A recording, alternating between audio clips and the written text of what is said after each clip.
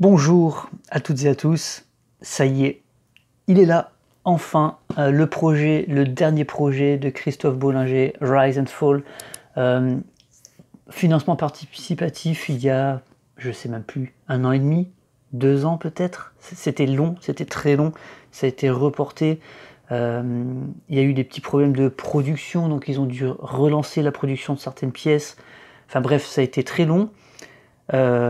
C'est pas le jeu le plus attendu de l'année, mais pour moi c'est un des jeux que j'attends le plus cette année, avec en fin d'année peut-être Dead Cells. Mais voilà, je suis très content, il vient d'arriver là à l'instant, donc je vais déballer cette boîte. On va regarder un petit peu ensemble le matériel parce que ça fait longtemps. Je me souviens plus exactement ce qu'il y avait. Moi j'avais pris le all-in, hein, mais je me souviens plus exactement ce qu'il y avait dedans. Mais je me souviens juste que le matériel était super beau. Des petits éléments en bois déjà pré-peints, enfin même peints complètement avec des tuiles épaisses pour construire le terrain. Donc on va regarder ça ensemble et là j'ai déjà juste ouvert le couvercle parce que la boîte est énorme et... Enfin énorme, non. C'est une grosse boîte, c'est pas une énorme boîte parce que maintenant on est habitué à des énormes boîtes, mais là c'est comme une très grosse boîte. Si on regarde quand même l'épaisseur, elle est quand même assez grosse et surtout elle déborde. Vous voyez, en enlevant le couvercle, que je vais mettre sur le côté, j'ai aussi enlevé la règle de jeu qui est quand même assez épaisse, mine de rien.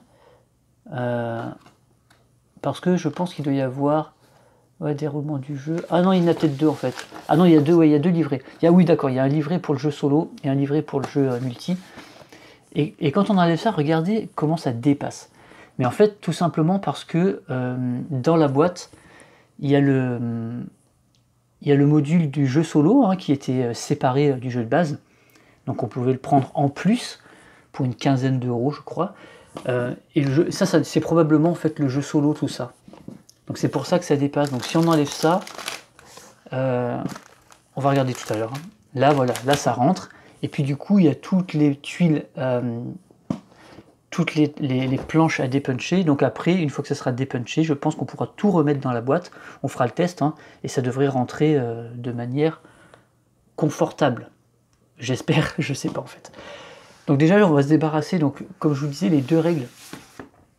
Alors si je vous montre ça, donc il y a une règle du jeu multi qui fait 24 pages quand même, hein, mine de rien.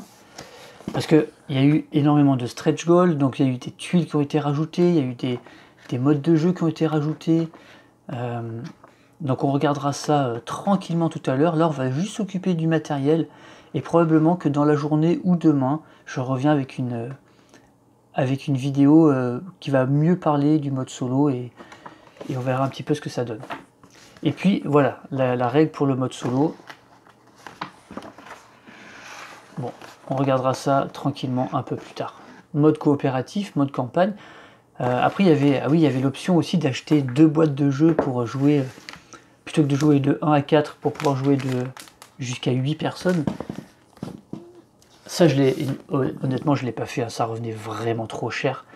Et puis, j'ai pas assez, moi, de monde.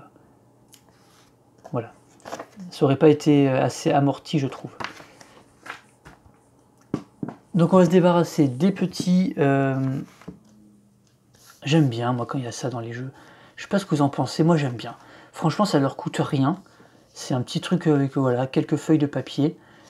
Mais moi j'aime bien, ça permet de compter le score facilement et de garder pourquoi pas une trace des parties. Alors là il y a plusieurs trucs, je sais pas du tout comment on va les utiliser parce qu'il y en a 3 différents en fait. Il y a peut-être un pour les campagnes.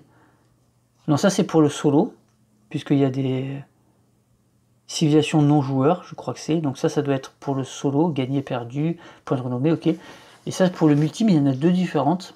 Point de renommée, cumul. Ok, ça je ne sais pas trop. Mais en tout cas, c'est cool qu'il y ait ça. Moi, j'aime bien. Alors, on va laisser le matériel qui était en surplus, qui correspond probablement au mode solo, et peut-être à autre chose. Ça, je pense que c'est pas le mode solo. Ça, je pense que c'est des... de mémoire, hein, il me semble que c'est des choses qui ont été rajoutées avec des personnalités. En fait, en gros, c'est pas un jeu de civilisation, c'est un jeu de de domination, hein, de contrôle de territoire, mais qui a une thématique un petit peu civilisation, mais vraiment... En fait, non, il n'y a même pas de thématique civilisation. C'est juste que c'est du contrôle de territoire, on va placer nos éléments sur différents types de terrains, et à la fin du jeu, on va compter, on va vérifier qui contrôle les différents types de terrains, par exemple qui a la majorité dans telle forêt, dans tel océan, et on compte les points comme ça. Et ça, je crois que c'est des personnalités, en fait, on va jouer avec, par exemple, je sais pas, des gens qui vont être spécialisés plus dans la marine, donc ils vont avoir un avantage pour aller sur l'eau, d'autres peut-être dans les forêts ou dans les montagnes. Ouais, il me semble que ça, c'est pour le multi de mémoire. Et après, ça c'est probablement pour le solo, le pirate, voilà, c'est peut-être nos adversaires. Je sais plus, on verra ça. On regardera ça tout à l'heure. Là, je vois qu'il y a le grimpeur. Alors, je pense pas que chaque carte soit des... On va regarder en détail tout à l'heure. Pour l'instant, on va juste déballer. Alors, la première planche à dépuncher, qui se dépunche toute seule, donc ça, c'est plutôt bon signe. Ça, c'est la... En fait, c'est l'échelle de score, on va dire, un petit peu. Hein. Voilà, c'est la partie va... C'est un peu un compte-tour. La partie va se dérouler au fur et à mesure qu'on récupère des tuiles qui sont associées à ces points-là. Donc voilà, ça c'est des trucs tout à fait classiques. C'est pas épais ça, mais c'est hyper rigide, hein, donc ça c'est cool. Et là il y a une tuile spéciale. On dirait quelque chose un peu comme l'Atlantide ou une ruine dans de l'eau. Je sais pas du tout à quoi ça sert. Ok, je mets ça de côté. Ah oui, effectivement, il y a plusieurs tuiles. Alors ça, je sais plus du tout ce que c'est. Ouais, c'est des lieux particuliers dans... Vous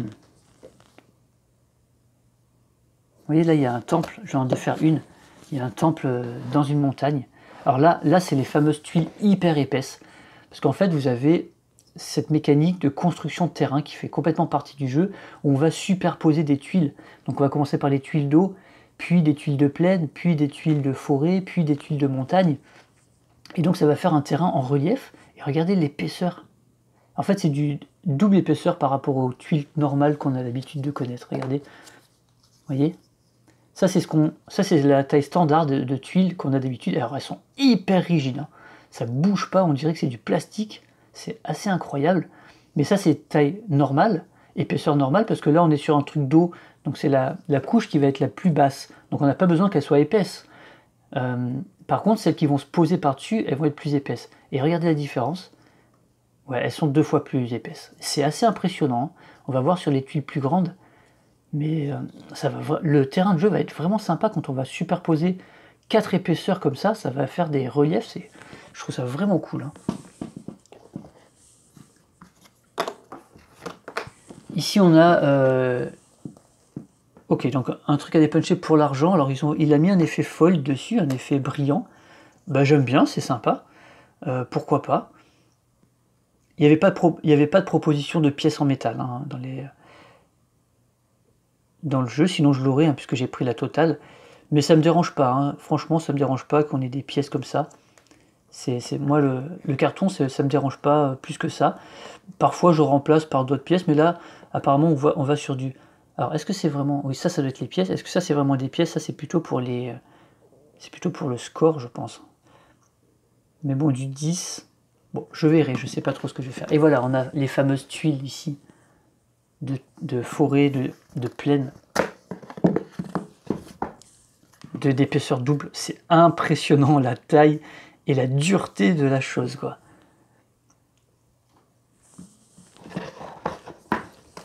Donc voilà, donc si je me souviens bien, voilà comment ça fonctionne. Enfin, si je me souviens très bien, en fait.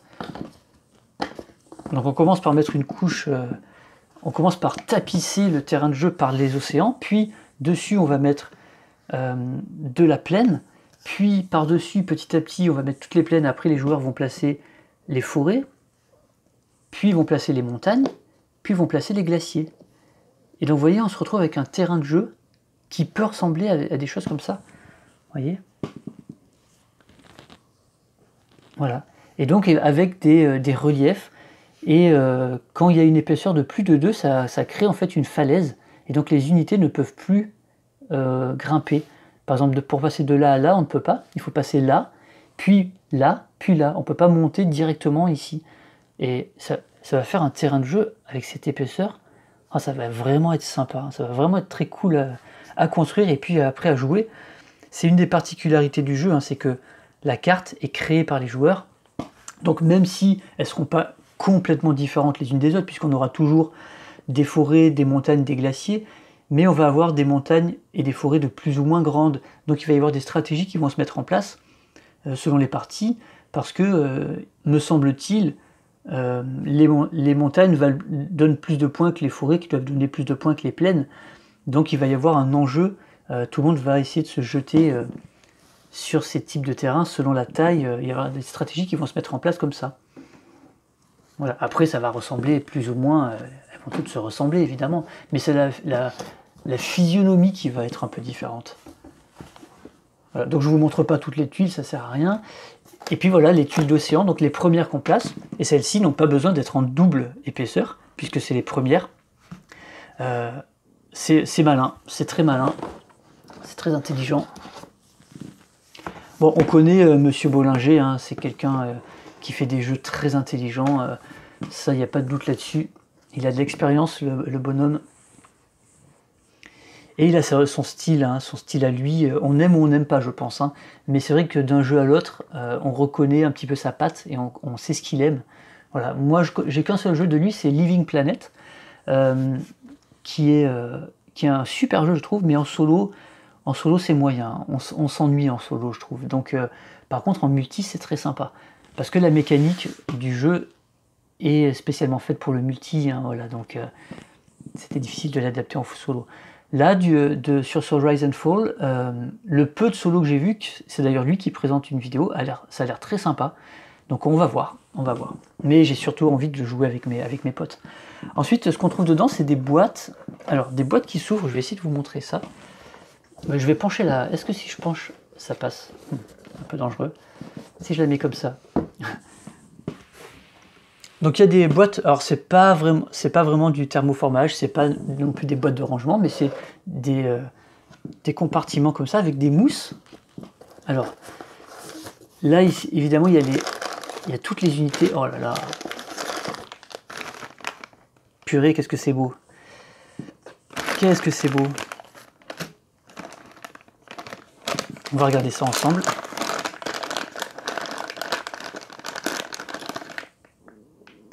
Donc là, il a opté pour des... alors, ça, c'est la version Deluxe. Hein, comme je vous ai dit, j'ai pris le all-in. Donc, il me semble qu'il y a 3 types de jetons. Il y a les jetons qui sont très basiques, cartonnés. Non, ils sont tous... Je crois qu'ils sont tous en bois. Mais il y en a un, ils doivent avoir que la couleur, je pense. Et la forme, et plus on monte en gamme, et plus ils sont jolis. Là, vous voyez, ils sont peints déjà. Donc ça, alors je sais pas si c'est un temple ou une ville, hein, je sais pas, mais ça ressemble à une ville, puisque là, on a l'air d'avoir des temples. Voilà, peut-être ça, c'est le temple. Vous voyez. Alors, est-ce que vous voyez bien, là? Ouais, vous voyez bien. Donc c'est épais, c'est joli, c'est pré-peint. Et du coup, c'est hyper visible sur le jeu, puisqu'on a les mêmes en jaune, en bleu et en vert. Là, c'est les 4 couleurs classiques que j'ai choisies. On avait le choix entre ces couleurs, ou alors des couleurs plus alternatives, avec du orange, du rose, du violet. Et la quatrième, je ne sais pas ce que c'est. Moi, je suis resté sur le classique. Et ça permet d'avoir 2 boîtes différentes pour pouvoir jouer à 8, donc d'avoir 8 couleurs distinctes. Bonne idée aussi, hein, mais voilà, c'était trop cher pour moi, et puis... j'y aurais quasiment jamais joué à plus de 4 de toute façon. Des petits dés. Alors je sais pas à quoi ça sert, peu importe, des petits dés tout petits en bois. Voilà, c'est peut-être que pour le solo, j'en sais rien du tout. Ensuite on a les unités ici. Alors les unités c'est pareil, elles sont... c'est trop mignon. Donc ça il me semble que c'est... c'est l'unité qui peut aller dans les montagnes avec sur son loup. C'est vraiment mignon. Donc voilà, c'est du bois, du relief, c'est pré-peint. C'est quand même marrant. J'aime bien, franchement j'aime bien. Donc on en a 2 par couleur. Alors j'espère que c'est bien collé par contre. Dans ce genre de truc, j'ai toujours peur qu'au bout d'un moment, il y a des trucs qui se déboîtent, mais bon, après on peut les recoller, je pense, hein, c'est pas très compliqué. Donc ça, c'était les éclaireurs ou je sais pas quoi. Non, c'est pas les éclaireurs, mais parce qu'il y a les nomades. Je crois que c'est ça, les nomades. Voilà, eux, ceux qui se déplacent à dos de je sais pas quoi. C'est un mélange entre un mulet et un chameau, je sais pas trop. Les nomades, eux, ils se baladent et c'est eux qui fondent les villes, je crois. Et eux, par contre, c'est plus ceux qui grimpent dans les montagnes. Donc voilà, on a les différentes couleurs. C'est vraiment rigolo. Ok, donc là il manque d'autres unités, donc elles vont sûrement être de l'autre côté, on va voir. Voilà. Donc là on a de la ressource, évidemment il y a de la gestion de ressources. Hein. Donc ici on va avoir probablement du bois, ici de la pierre, donc du bois qu'on va récolter dans les forêts sûrement, de la pierre dans les montagnes, qui vont nous aider, je crois qu'il y a que ces 2 ressources hein, qui vont nous aider à construire. Ensuite on a d'autres, alors désolé pour le bruit. Ah non, voilà, les villes c'est ça. Voilà les villes. Une ville bleue. Très sympa, vraiment très très sympa. Donc là on va avoir toutes les villes des joueurs, je pense. Et après il y a des petits... Alors attendez.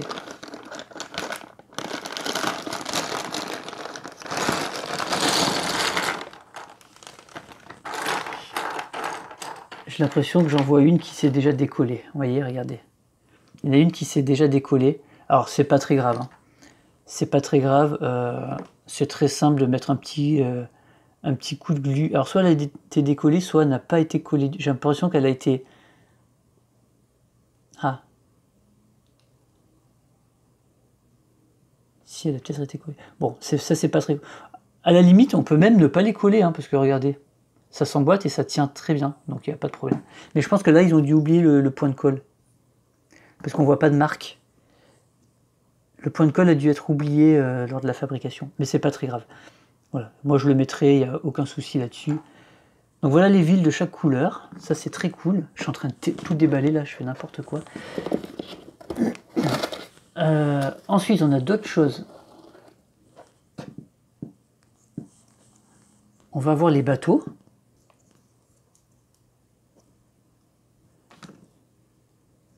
Voilà, les bateaux.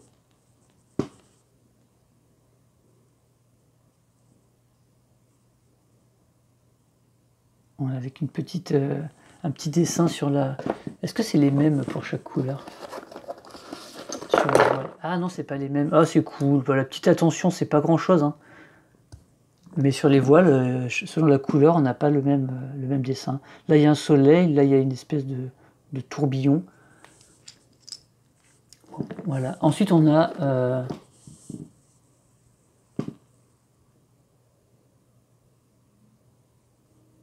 À chaque fois, alors, du coup, c'est peut-être eux, les nomades, maintenant. À chaque fois, j'ai un doute. Ouais, c'est peut-être pas eux, finalement, qui vont fonder les villes. C'est peut-être eux, avec les caravanes. Vous voyez? Donc là, c'est un joueur vert. Ah, c'est vraiment joli, hein. C'est très joli, hein. C'est très agréable. Le rouge, il a quoi comme dessin? On voit pas trop, une espèce de goutte, comme une goutte de sang, un petit peu. Du coup, j'ai envie de voir le dernier, évidemment, le vert. Bah, un arbre, enfin un trèfle ou un arbre. Voilà. Très sympa, j'aime bien. Vous voyez? Et ensuite, il reste un compartiment. J'ai tout déglingué, c'est pas grave. Il reste un compartiment, et là, on a des éléments un peu plus gros. Alors, j'avoue que je me souviens pas du tout. Ça doit être ça doit être des stretch goals, ça. Parce que ça, c'est des bâtiments. Apparemment, c'est des bâtiments spéciaux. Un petit peu comme des merveilles. On a un pont ici. On a comme un grand temple doré. C'est chouette, c'est tellement chouette. Et ça, je vous avoue, je me souviens plus du tout ce que c'est.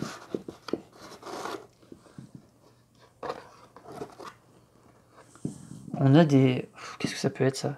C'est comme une place, comme un marché ou une église. Un clocher. Je sais pas trop. Puis là, je vois des... Je vois des... Alors là, ça, il y en a un par joueur, donc ça doit être un bâtiment par les joueurs. Et ça, c'est plus comme des ressources. Ça c'est une espèce de... Des dolmens, un Stonehenge en dolmen. Et puis là, il y a un dernier truc, ça a l'air d'être un dragon. Ça ressemble à un dragon. Je vais essayer de le sortir. Ouais, c'est ça. Il y a un dragon. Ok. Bon, ben, ouais, il va y avoir des choses à découvrir. C'est très excitant tout ça. Et voilà, en fait, quand on fait le tour du matériel, c'est beaucoup de jetons, de pions en bois. Des tuiles, beaucoup de tuiles. Ouais, après, je sais pas comment je vais ranger dans les compartiments. Je pense que ça va être du vrac, hein, parce que là... Après, les unités, par contre, ouais, mettre toutes les unités... Là, il y a des tuiles ici. Attendez, si j'enlève ça... Ok, donc là, il propose de ranger les tuiles. D'accord, ok. Ok, donc là, en fait, vous voyez sur le fond, il propose de ranger les grandes tuiles, donc ça doit être les tuiles d'océan. Ici, vous avez des tuiles de plaine. Les tuiles de forêt, les tuiles de montagne, il propose de les ranger comme ça. De les empiler ici, et probablement qu'après, on va laisser dans des sachets ici.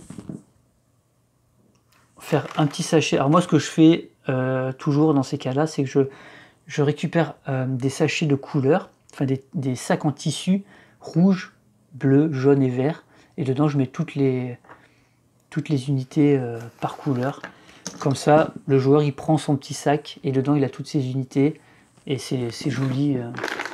Alors j'ai vu qu'il y avait d'autres choses. Donc là il y a une vague, donc une vague un peu meurtrière. Hein. Parce qu'on voit que ça ressemble un peu comme à un monstre. Il y a une griffe ici.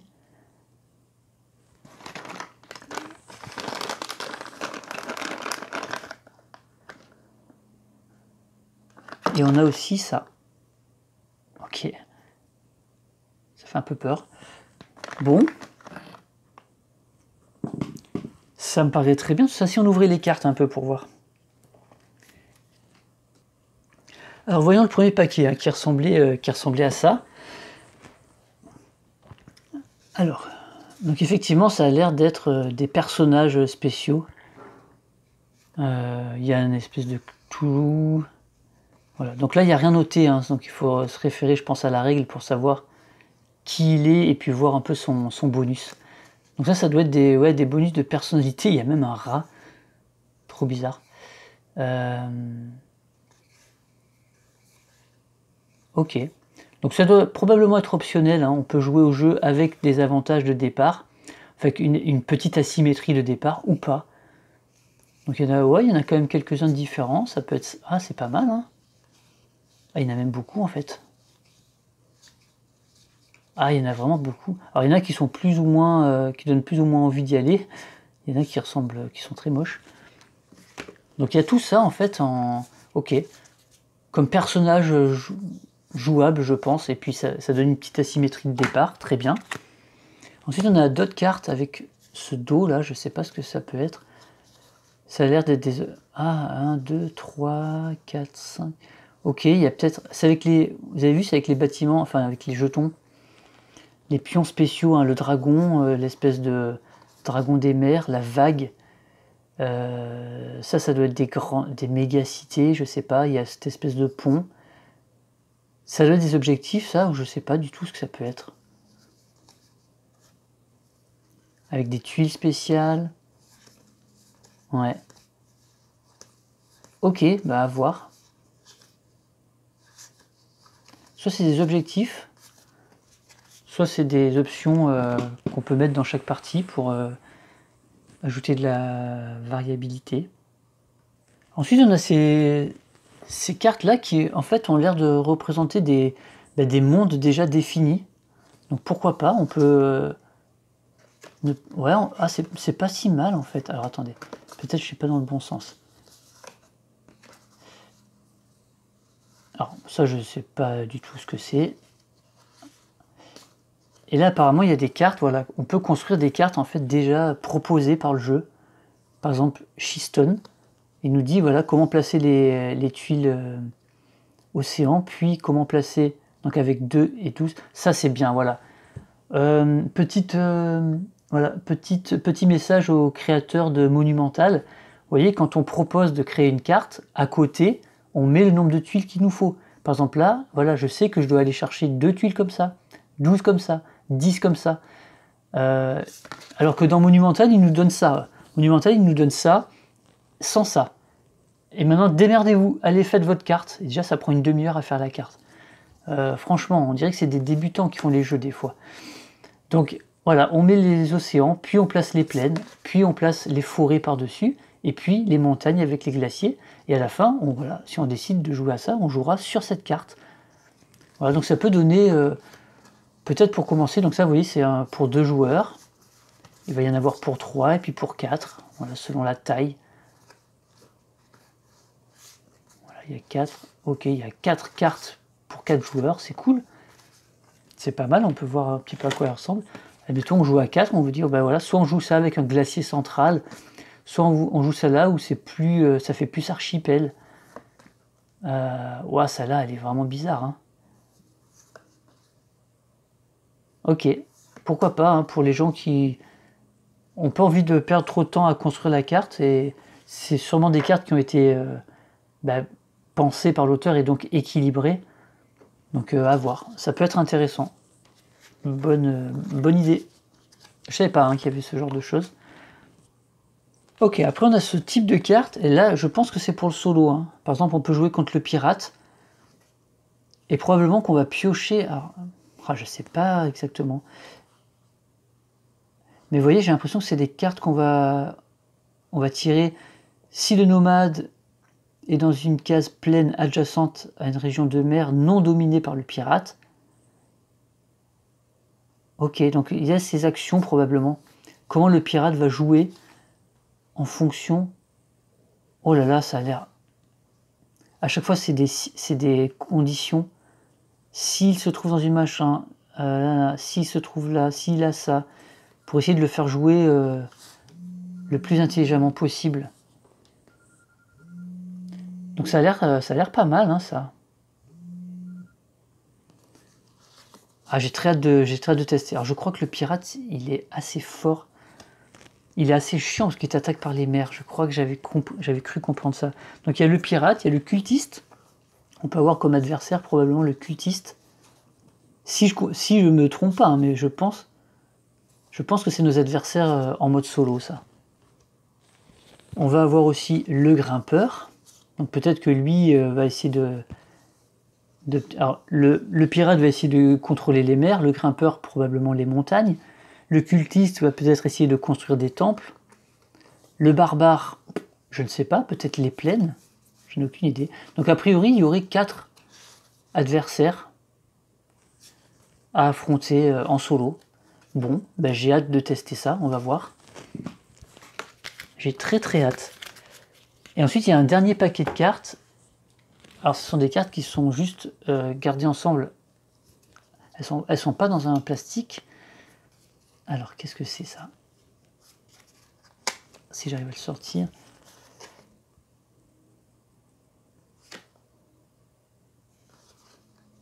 Ça, je pense que c'est les règles pour construire. Ça, c'est si on veut. Je pense que si on veut construire sans utiliser un monde déjà défini. Probablement que pour une partie à 2 joueurs, il nous dit il faut 2 tuiles comme ça, puis 12 comme ça, et après c'est à nous de les placer. Voilà, je pense que ça c'est juste pour construire ta truc. Ici ça doit être pour le décompte des points. Voilà, les plaines, contrôler chaque plaine va rapporter 1 point, chaque case d'océan 2, etc. Et puis là, c'est tout simplement les cartes des joueurs, bien sûr. C'est les decks en fait. Les decks de chaque joueur. Chaque joueur a un deck. Enfin, a un deck. Tous les decks sont identiques. Et chaque deck comprend une carte par unité. Voilà. Donc vous voyez le joueur bleu. Est-ce que c'est les mêmes dos? Il y a juste la couleur qui change. C'est beau, hein, c'est très beau. Et en gros, on va voir les actions. Par exemple, quand on construit son premier bateau, on gagne cette carte. Et il y a toutes les actions qu'on peut faire avec un bateau. Le déplacer, il peut construire, donc le bateau peut accoster et ça devient une ville en fait, donc c'est comme un colon, hein, qui va s'installer. Voilà, on peut, je sais pas quoi, et on peut faire du commerce avec le bateau. Voilà, donc pareil avec, je crois que c'est le nomade, ces 4 actions, pardon. Le temple, alors lui je sais plus comment il s'appelle, celui qui va dans les montagnes avec son tigre blanc. Et lui ça doit être le marchand en fait, tout simplement, bien sûr.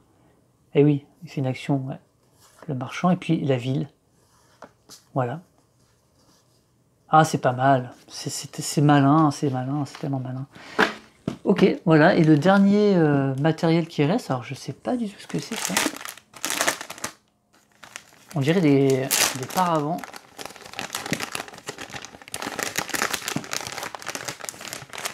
Oh, il me semblait pas qu'on utilisait des paravents dans le jeu. Qu'est-ce que c'est ça? Ça c'est des poches. Ah, c'est des boîtes. Oh punaise. Je pense que c'est... tu construis ta boîte pour mettre les...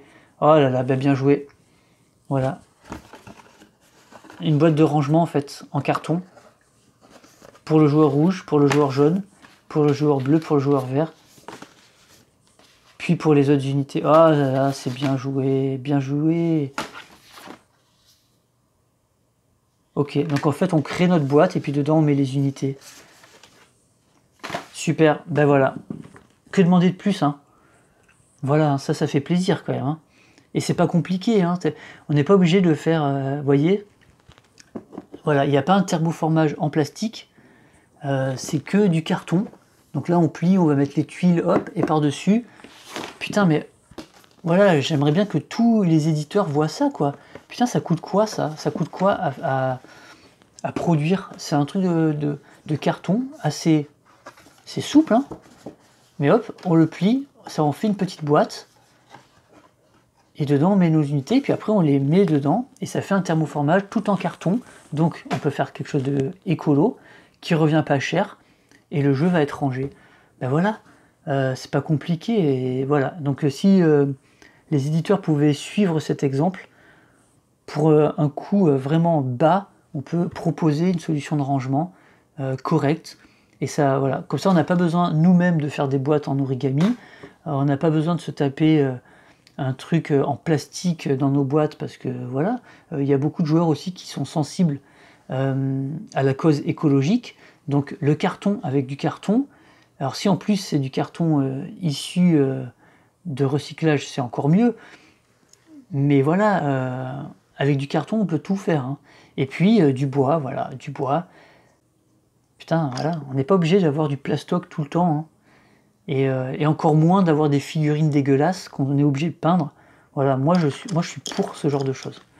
Moi, si tous mes jeux avaient ça, si tous mes jeux avaient des choses comme ça à la place de figurines, putain, ça serait trop bien, quoi. Voilà. Il y a le relief, il y a la perspective, c'est joli, c'est lisible, et on n'est pas... c'est pas du plastique, et c'est pas de la résine ou quoi, et on n'est pas obligé de se faire chier à peindre. Voilà, on s'en fout de peindre, quoi. On a envie de jouer, nous, on n'a pas envie de peindre. Voilà pour cette présentation, je voulais faire court, évidemment, je n'y arrive jamais. Mais en tout cas, beaucoup de matériel, et là j'ai qu'une hâte, c'est de trier tout ça, dépuncher, lire les règles et faire une partie solo. Et puis rapidement vous en proposer une pour vous montrer comment le jeu tourne en solo. Je prendrai en mode facile, enfin le truc le plus facile pour vous présenter ça rapidement. Et voilà, donc dites-moi un petit peu hein, si vous connaissiez le jeu, si vous l'avez pledgé, si vous l'attendez, quelle version vous avez pledgé, si vous ne connaissiez pas du tout, si quand vous l'avez vu vous vous êtes dit c'est pas pour moi, ou ça a l'air nul, ou je ne sais pas, ou je n'aime pas les jeux de Monsieur Bollinger, je sais pas, ça peut être ça aussi, hein. Dites-moi un petit peu ce que vous en pensez, et voilà. Moi je vous dis à bientôt, et jouez bien, allez ciao.